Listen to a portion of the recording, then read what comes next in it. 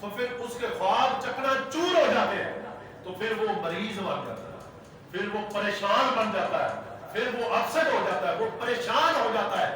لیکن جو اپنا نقشہ کچھ نہیں بناتا، صرف رضائے خدا بندی دیکھتا ہے، وہ کیا کہتے ہیں کہ ظاہر باطن ہو برائے خدا ہے، اور چاہے خدا سے نہ سوائے خدا۔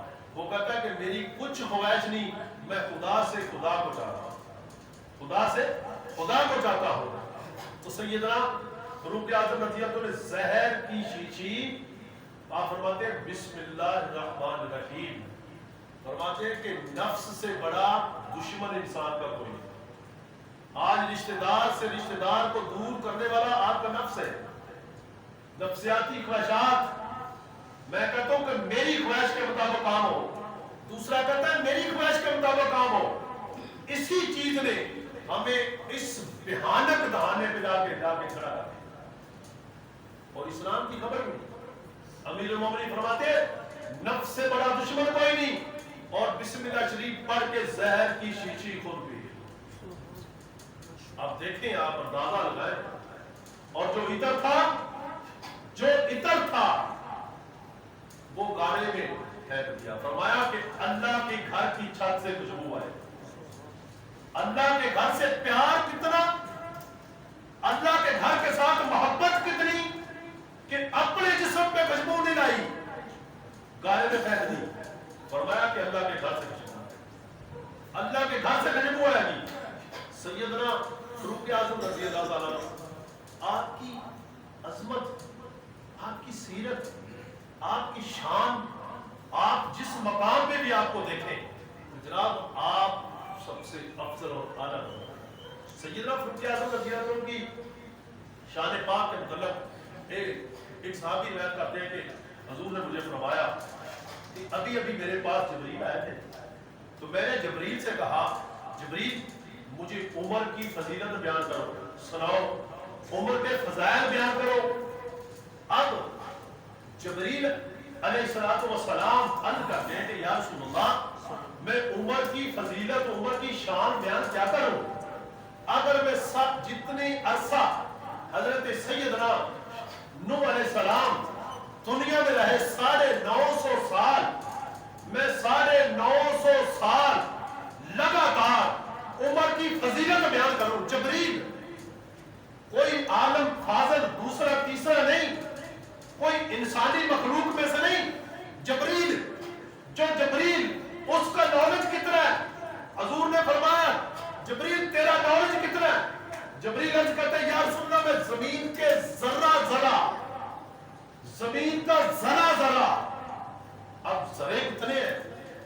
ایک آپ اکیلی میں اتنی ریت لے لینا اس کو نہیں کہہ سکتے، پوری زمین کا ذرہ، عرش سے لے کے تحت الثری تک میں ذرے کی تعداد جانتا ہوں۔ لیکن یا رسول اللہ جب آپ کا امتی آپ میں ایک مرتبہ درود پاک پیش کرتا ہے، جتنی رب کی طرف سے اس پہ رحمتیں برستی ہیں وہ میرے نالج سے باہر ہوتی، یہ اتنا نالج۔ اور جبریل کہتے ہیں، عرض کرتے ہیں یا رسول اللہ 950 سال میں عمر کی فضیلت بیان کروں تو 950 سال کا عرصہ ختم ہو جائے گا، لیکن عمر کی فضیلت ختم نہیں ہوگی۔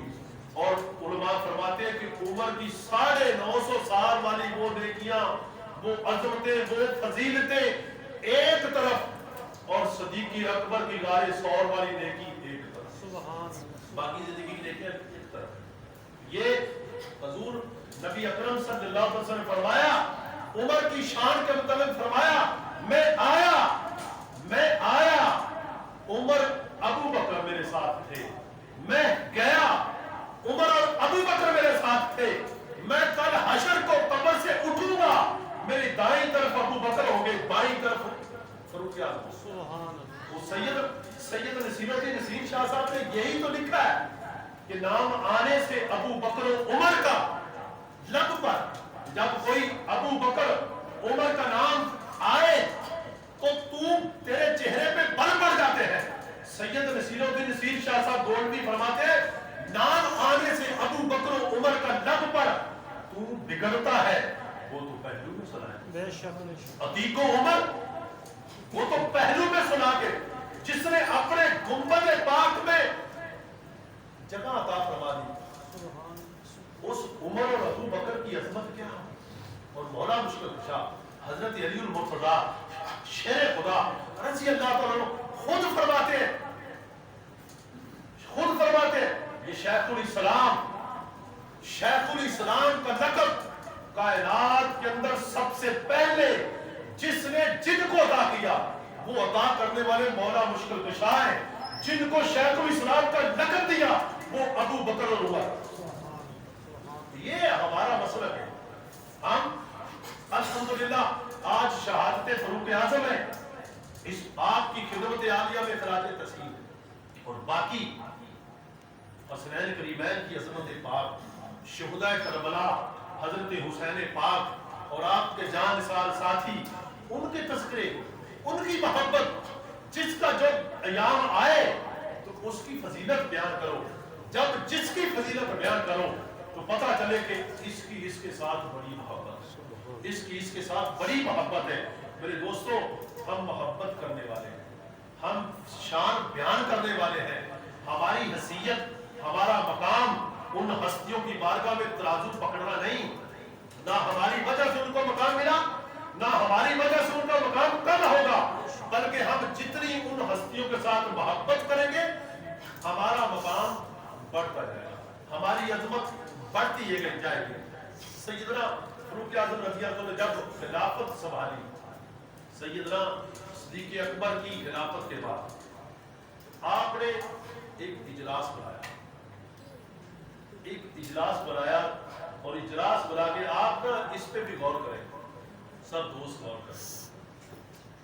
ہم نے آپ کو ایک ماڈل دے دیا جو ہمارے ذمہ تھا، اب آپ نے اس پہ غور کرنی کہ یہ میسج کیا ہے۔ سیدنا فاروق اعظم نے اجلاس بلایا، فرمایا کہ میں چاہتا ہوں کہ ہر گھر میں حافظ قرآن ہو، ہر گھر میں قاری قرآن ہو، اور میں چاہتا ہوں کہ اسلام ترقی کرے۔ صحابہ نے عرض کیا، یا امیر المومنین، اسلام اس طریقے سے ترقی کرے گا اور ہر گھر میں قاری قرآن اس طریقے سے پیدا ہوں گے، آپ قاری قرآن کی سیلری اتنی مقرر فرما دیں جتنی آپ ایک ریاست کے گورنر کو دیتے ہیں۔